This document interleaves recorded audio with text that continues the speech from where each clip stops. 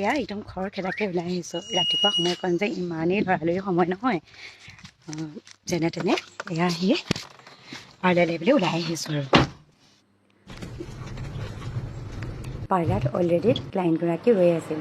মই আহি ক্লাইণ্টগৰাকীক সুধিলোঁ, তুমি কি ট্ৰিটমেণ্ট কৰিম বুলি আহিছিলা?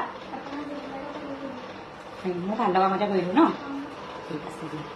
চাওকচোন হেয়াৰখিনি কিমান ড্ৰাই এণ্ড ডেমেজ। মই এতিয়া ট্ৰিটমেণ্ট ষ্টাৰ্ট কৰি দিলোঁ। ক্ৰীম এপ্লাই কৰাৰ পাছত এখন ফটো উঠি ল'লোঁ। তাৰপাছত আকৌ আমাৰ প্ৰ'টিন ট্ৰিটমেণ্ট, আকৌ ফেচিয়েল ক্লাইণ্ট আহি গ'ল। তাই আকৌ সেয়া ফেচিয়েল কৰি আছে। এয়া চাওক। তাৰপিছত মই হেয়াৰ ষ্ট্ৰেইটনিঙত বেলেগ এটা হেয়াৰ ষ্ট্ৰেইটনিং আকৌ হাতত ল'লোঁ। এনেকৈ আমাৰ দিনটো বৰ সুন্দৰভাৱে পাৰ হয়। কামৰ মাজে মাজে ফটো এখন উঠি থাকিলে সঁচাই বৰ ভাল লাগে। এয়া চাওক, তাই ফেচিয়েল কৰিছে। মই আকৌ সেয়া প্ৰ'টিন ট্ৰিটমেণ্ট দি মেলি অকণমান আকৌ ফটো ছেশ্যনত লাগিলোঁ। এইবাৰ আকৌ মই স্পা মাছাজ এটা কৰাত লাগিলোঁ।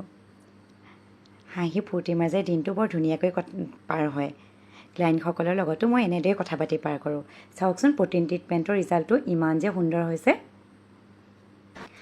এইটো আকৌ ফাৰ্ষ্ট যে সেই যে আপোনালোকক ড্ৰাই এণ্ড ডেমেজ হেয়াৰৰ কথা কৈছিলোঁ, সেই ট্ৰিটমেণ্টটো চাওকচোন, স্মুথনিং কৰিছিলোঁ তেওঁক। কিমান যে ভাল লাগিছে। শ্বাইনিংটো চাওকচোন ইমান সুন্দৰ হৈছে।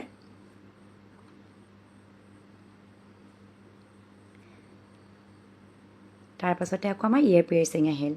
আপোনালোকৰ যদি পিয়াৰ্চিং থাকে মোৰ লগত কণ্টেক্ট কৰিব পাৰিব। নোজ পিয়াৰ্চিঙে হওক বা ইয়েৰ পিয়াৰ্চিঙে হওক।